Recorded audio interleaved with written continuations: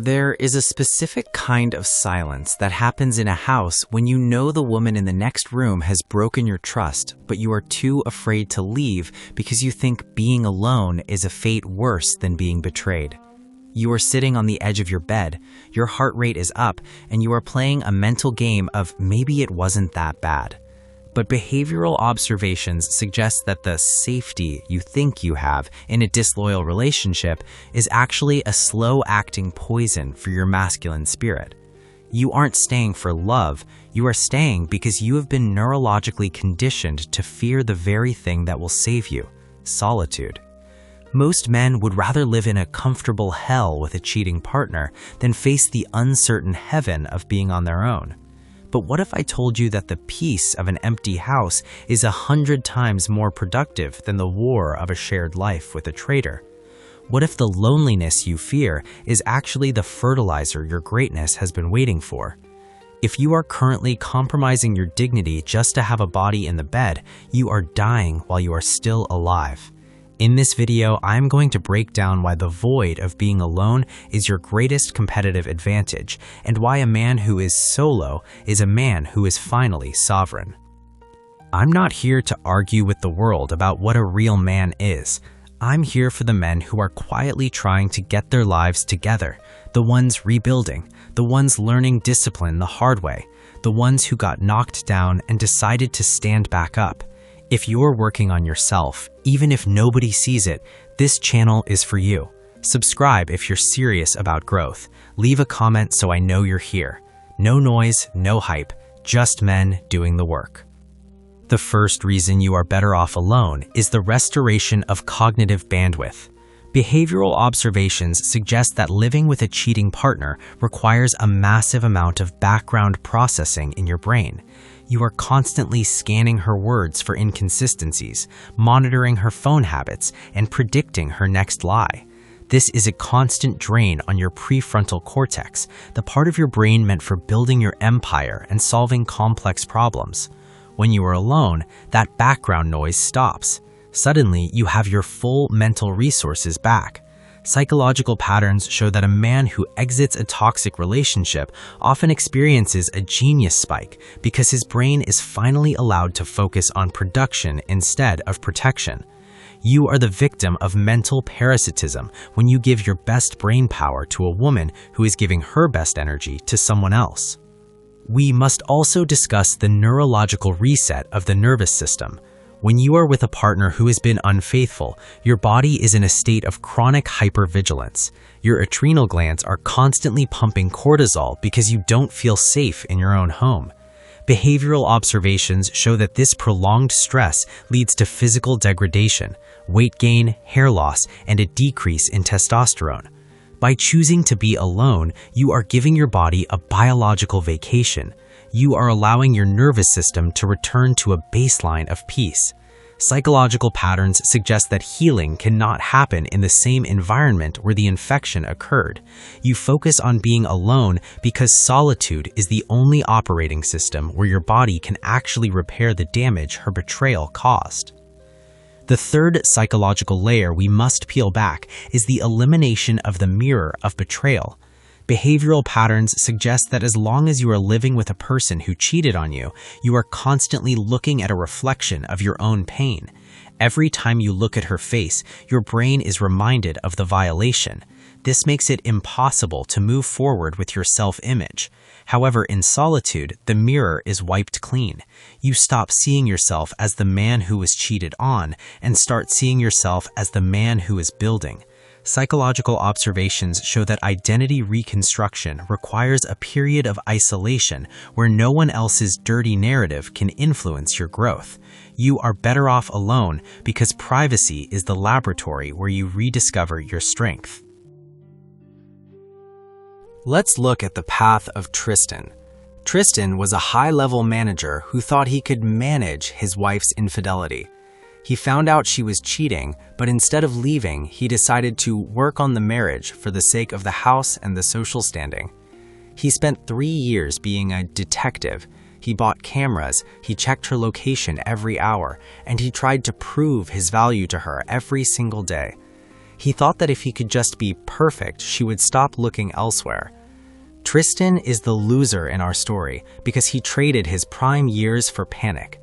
Because he stayed, he was never present at his job. His focus was so shattered that he missed major promotions, his health deteriorated into chronic fatigue, and his friends stopped calling because he was always venting about her latest suspicious behavior. Tristan thought he was strong for staying, but he was actually weak for not being able to walk away from a person who didn't respect him. After 3 years of trying, she left him anyway for a man who didn't have half of Tristan's resources. Tristan lost his wealth, his health, and his time. He realized too late that the energy you spend watching a cheater is energy you could have spent building a king. He was a victim of sunk cost fallacy, the psychological trap of thinking that because he had invested 10 years, he had to stay and suffer for 10 more. The fourth reason is the purity of the mission. Behavioral observations suggest that a man's purpose is often diluted by the emotional needs of a partner who is not aligned with him. When that partner is also a cheater, she becomes a psychological weight on your ambition. She creates drama right when you need to focus. She picks arguments right before a big meeting. Psychological patterns show that a woman who is unfaithful is often subconsciously sabotaging your success because your greatness makes her feel small in her own guilt. When you are alone, your mission becomes pure. There is no one to negotiate with about your late hours. There is no one to distract you with manufactured crises. You can work until 3 a.m., eat for performance, and sleep only when the work is done. You are the victim of ambition dampening when you allow a disloyal woman to have a seat at the table of your future. Furthermore, we must address the reclamation of the self-image. When you are with someone who is cheated, you are constantly looking at yourself through her eyes, wondering what was wrong with you that she looked elsewhere. This is a false mirror.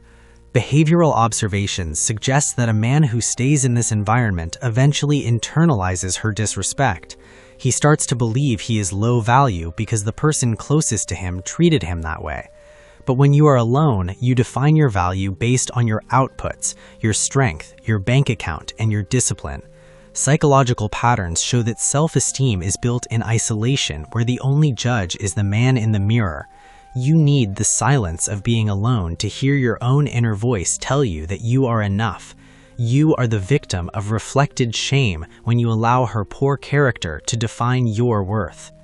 We also need to consider the reclamation of the financial and emotional sovereignty of the solo man. Behavioral observations show that a cheating partner is an unpredictable expense, not just in money but in spirit. Every argument is a withdrawal from your energy bank. Every lie is a tax on your sanity. When you are alone, you are the accountant of your own life. You decide where every ounce of energy goes. Psychological patterns suggest that a man who is single by choice after a betrayal is often the most dangerous man in the room because he has no vulnerabilities for others to exploit. He is no longer bribing a woman for her loyalty. He is investing in his own legacy. You are the victim of emotional inflation when you pay a premium price for a low-value relationship. The final reason for this section is the death of the double standard. Behavioral observations suggest that in a toxic relationship, you are held to a perfect standard while she lives by no standard. If you make a mistake, it's a tragedy. If she cheats, it's a reaction to your behavior. By being alone, you eliminate the double standard entirely. You only answer to yourself. You only have to meet the standards you set for your own masculinity. Psychological patterns show that freedom is the absence of unjust judgment. When you are alone, the judge is fair and the verdict is always growth. You are better off alone because solitude is the only place where you can be guilty of nothing but self-improvement. Most men stay because they are afraid of the silence of an empty house, but behavioral observations suggest that the silence isn't a vacuum, it is a field of potential. It is the silence of the gym before you lift. It is the silence of the office before you close the deal. It is the silence of the forest before the hunt. You have been trained to think silence is loneliness, but for a man of character, silence is clarity. You are the victim of acoustic fear when you stay with a cheater just to hear noise in the hallway. I don't make content for the average mindset. I make it for the man who holds himself accountable, the one who can say no to distractions, not because someone told him to, but because he decided to. If you're not ready to work on yourself, this won't resonate. But if you are, you belong here. Most people watch and move on. If you're different, subscribe and comment. Show yourself you're serious. The fifth reason you are better off alone is the purification of your social and professional reputation. Behavioral patterns show that a cheating partner is a leaking vessel in your life. She often shares your vulnerabilities, your business secrets, and your domestic struggles with people she has no business talking to.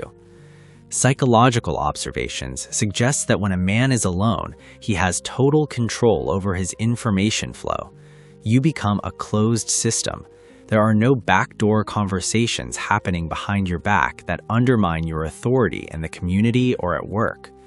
You are the victim of reputational erosion when you allow a woman who doesn't respect your bed to have access to your brand. We must also examine the neurobiology of the uncluttered environment. Behavioral observations suggest that the physical space you inhabit dictates your mental order. When you live with a partner who has betrayed you, the visual triggers in the house, the couch, the kitchen, the bedroom, are all contaminated with memories of disrespect. This keeps your anterior cingulate cortex in a state of conflict detection. But when you are alone, you can redesign your environment for maximum output. You can turn the guest room into a gym, the dining table into a war room, and the silence into a tool. Psychological patterns show that a simplified environment leads to simplified decisions. You are better off alone because sovereignty requires a kingdom that is 100% under your command. Let's look at the path of Elias. Elias was a man who worked in high-level cybersecurity. When he discovered his wife's infidelity, he didn't try to reconcile for the sake of appearances. He made a cold, calculated decision to walk away immediately. He moved into a small, quiet apartment, and for 12 months he spoke to almost no one outside of work. He spent his solitude getting into the best physical shape of his life and learning a new coding language that doubled his income. Elias is the winner in our story because he saw solitude as a strategy, not a punishment. Because he didn't have the drama of a cheating wife at home, he was able to put in deep work sessions that lasted for 8 hours at a time. He didn't have to check in with anyone, he didn't have to explain his mood, and he didn't have to apologize for his ambition. Within 1 year, Elias had saved more money than he had in the previous 5 years of marriage. He realized that his wife had been an operational expense that was draining his capital. Elias won because he understood that the man who can be alone is the man who can never be controlled. He didn't find a new woman until he had built a new life that was so strong he didn't even need one. The sixth reason is the development of vetting wisdom. Behavioral observations suggest that when you are in a relationship, your perception of other women is skewed by your current situation. If you are with a cheater, you start to believe all women are like this. This is projected cynicism. But when you spend time alone, you develop a detached objectivity. You start to see character traits more clearly because you aren't thirsty for affection. Psychological patterns show that a man who has conquered solitude is the hardest man to lie to. He doesn't ignore red flags anymore because he is perfectly comfortable going back to being alone if a woman doesn't meet his standards. You are the victim of desperation-based choice when you jump from one bad character to another because you are afraid of the silence. Furthermore, we must address the conservation of masculine life force. Behavioral observations show that arguments, gaslighting, and emotional warfare literally abridge a man's life. They drain your mitochondrial energy. When you are alone, you are conserving that energy. You are storing it for the hunt. You are using it to build, create, and lead. Psychological observations suggest that many of the world's most impactful men had periods of extended solitude where they disconnected from romantic distractions to achieve their greatest breakthroughs. You are better off alone because your life force is too valuable to be spent on a woman who doesn't value you. The seventh and most important reason is the sovereignty of the soul. Behavioral patterns show that a man who stays with a cheater eventually loses his edge. He becomes agreeable to avoid conflict. He becomes soft to try to keep her. He loses his wildness. But in solitude, your edge comes back. You become raw again. You become truthful with yourself. Psychological patterns suggest that manhood is not found in a partnership. It is found in performance. By choosing to be alone, you are choosing to be the sole owner of your destiny. You are saying that your peace is a high-value asset that requires a background check for anyone who wants to enter. You are currently the architect of your new reality. The cheating partner was a distraction that was meant to keep you from seeing your potential. Now that the distraction is gone, the view is clear. You aren't lonely, you are focused. You aren't abandoned, you are released. The alone time is the training ground for the man the world is waiting for. I have a smart question for the men who have the fortitude to finish this deep dive into the power of solitude. If you were a general preparing for the biggest battle of your life, would you rather have a small, loyal squad of 0 people, just yourself, or a traitor inside your tent who is whispering your plans to the enemy every time you fall asleep? You are the general. Your plans are your future. Stop letting the traitor sleep in your tent. Drop a comment below and tell the Brotherhood what is the one goal you have achieved since you stopped focusing on a disloyal partner, and how has the silence of being alone helped you hear your own ambition again? If you are still afraid of being alone, what is the one thing you are going to do today to start enjoying your own company? Share your solitude victories. Your growth might be the spark for a brother who is currently freezing in the cold of a bad relationship. Let's build the circle of sovereign men together. If you made it all the way to the end, I genuinely appreciate you. That tells me you're not just watching, you're thinking, you're reflecting, you're working on yourself. And you aren't alone in that anymore. There's a community here of men choosing growth over excuses. If this message gave you something valuable, subscribe and be part of it. Leave a comment. I read them, and your voice matters here. Keep doing the work. I'll see you in the next one.